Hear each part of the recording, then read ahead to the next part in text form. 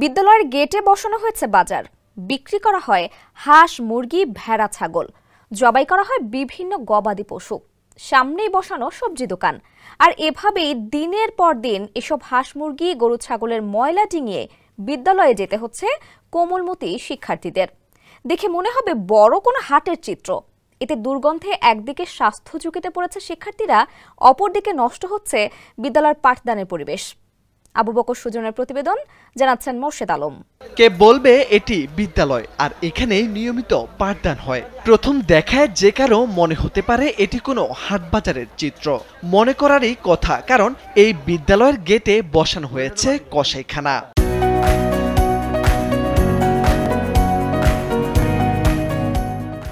প্রতিদিনই বিদ্যালয়ের সামনে হাঁস, মুরগি, ছাগল বেচা কেনা হয়, জবাই করা হয় গবাদি পশু। জবাই করা এসব পশুর রক্ত গিয়ে পড়ে বিদ্যালয়ের ড্রেনে। বিদ্যালয়ের দেয়াল ঘেঁষে জবাই করা ছাগল, হাঁস, মুরগির রক্ত ও বিষ্ঠার গন্ধে ক্লাস করা দায় হয়ে পড়েছে শিক্ষার্থীদের। আবার এসব ডিঙিয়ে প্রতিদিনই ক্লাসে যাচ্ছেন শিক্ষার্থীরা। এতে করে শিক্ষার্থীরা বায়ুবাহিত রোগে আক্রান্ত হচ্ছেন বলে অভিযোগ অভিভাবকদের। আনা যায় না, দেখেন এখানে অনেক একটা ঝুঁকিপূর্ণ রাস্তা, কাঁচা বাজারে এটা দুই দিক থেকে এটা আমরা ঠিক মতো স্কুলে আসতে পারি না, কারণ বাজারে শাকসবজি এবং রাস্তা দিয়ে অনেক বড় বড় ট্রাক যাতায়াত করে। অনেক শাকসবজির ট্রাক এখানে তারা থাকে, তাই আমরা এখানে আসতে পারি না, মাল উঠানো হয়।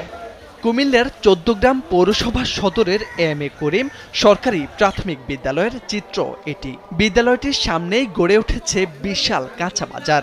একমাত্র চলাচলের রাস্তাটিও দখলে নিয়েছে ব্যবসায়ীরা। এতে ক্ষোভ প্রকাশ করেন অভিভাবক ও শিক্ষার্থীরা। ছোট ছোট বাচ্চাদের বা মানুষ চলাচলের, বাড়িঘরের মানুষ চলাচলের অসুবিধা। এই গন্ধে আমরা ক্লাস করতে পারি না, ঘাসের রক্তের গন্ধ করে, তাই আমরা ঠিক মতো ক্লাস করতে পারি না। আমাদের স্কুলে ক্লাস যাতায়াতের রাস্তার জন্য অনেক সমস্যা হইতেছে। শিক্ষার্থীরা সঠিকভাবে বিদ্যালয়ে আসতে পারে না। বাজারের বিদ্যালয়ে অনেক দুর্গন্ধ, বিভিন্ন স্থান থেকে দুর্গন্ধ আসে। মুরগির প্লাস আমাদের ফাঁসে মুরগি আছে, আরও যে ছাগলের একটা এই কষাখানা আছে, এখান থেকেও মুরগির ছাগলের দুর্গন্ধ আসে। এই বাজার বসানোর জন্য অনুমতি রয়েছে বলে দাবি ব্যবসায়ীদের। জানান এই জায়গায় দোকান বসানোর জন্য ভাড়া পরিশোধ করেন তারা। ইজারাদার সাবেক কাউন্সিলর বাবুলের লোক এসে টাকা নিয়ে যায়, তবে ক্যামেরার সামনে কথা বলতে নারাজ তারা। এদিকে ১৪ গ্রাম উপজেলা স্বাস্থ্য কর্মকর্তা ডাক্তার আব্দুর রশিদ চৌধুরী জানান, বিদ্যালয়ের সামনের এমন পরিবেশের ফলে শিশুদের শ্বাসকষ্টজনিত রোগ, দুর্গন্ধের কারণে শারীরিক ও মানসিক স্বাস্থ্যের উপর প্রভাব পড়বে। মুরগি বিক্রি এবং ছাগলের জবাই যদি করা হয়, তাহলে শিশুদের বিভিন্ন শ্বাসকষ্ট এবং অ্যালার্জিজনিত সমস্যা হতে পারে, যেমন তাদের ছোটবেলা থেকে তাদের অ্যাজমা অথবা শ্বাসকষ্টজনিত অন্যান্য সমস্যা হতে পারে। তাছাড়া এই দুর্গন্ধ তাদের স্বাস্থ্যহানি করতে পারে এবং এখান থেকে যে জীবাণুগুলো ছড়ায়, এগুলো তাদের যেমন ক্যাম্পাইলোব্যাক্টার, জেজুনিয়া এবং অন্যান্য জীবাণু দ্বারা তাদের পেটের পীড়া এবং অন্যান্য সংক্রমণ রোগ হতে পারে। বিদ্যালয়ের প্রধান শিক্ষিকা নুরুন নাহার সুলতানা জানান, বিদ্যালয়ের সামনে বাজার স্থানান্তরের পর হাঁস মুরগির দোকান ছিল না, উন্মুক্ত ছিল যাতায়াতের পথ। গেল ১.৫ থেকে ২ বছরের দোকানদাররাই রাস্তা জুড়ে বসিয়েছেন স্থায়ী দোকান। দোকান সরাতে প্রতিবাদ ও অভিযোগ দিয়েও কোনো কাজ হয়নি। আমার চাকরিকালীন সময়ে আমি রাস্তার প্রতিবন্ধকতা নিয়ে অনেক প্রশাসনের কাছে সাহায্য চেয়েছি। ওনারা প্রশাসনিকভাবে একবার ব্যবস্থা গ্রহণ করলেও পরবর্তীকালীন সময়ে রাস্তার মধ্যে আবার বসে যায় এবং হাঁস মুরগি একদম রাস্তার স্কুলের গেট পর্যন্ত দখল করে ফেলছে। হাঁস মুরগি প্রয়োজনে স্কুলের মধ্যেও ঢুকে যায়।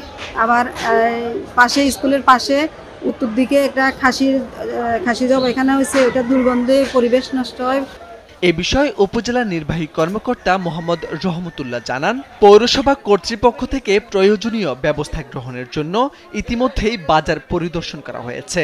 আমরা এটি লক্ষ্য করেছি, আমরা এই বিষয়ে পৌরসভা কর্তৃপক্ষ থেকে আমরা এটি প্রয়োজনীয় ব্যবস্থা গ্রহণের জন্য ইতিমধ্যে আমাদের টিম বাজার ভিজিট করেছে।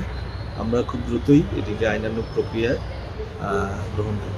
জানা গেছে 1991 সালে আলহাজ এম এ করিম সরকারি প্রাথমিক বিদ্যালয়টি প্রতিষ্ঠিত হয়। বিদ্যালয় প্রতিষ্ঠার সময় এখানে কোনো বাজার ছিল না। 2002 সালে 14 গ্রাম পৌরসভায় উন্নীত হওয়ার পর আলাদাভাবে কাঁচা বাজার, মাংস, ডিম ও অন্যান্য ব্যবসায়ীদের জন্য আলাদা শেড তৈরি করে এটি দখলে নেয়।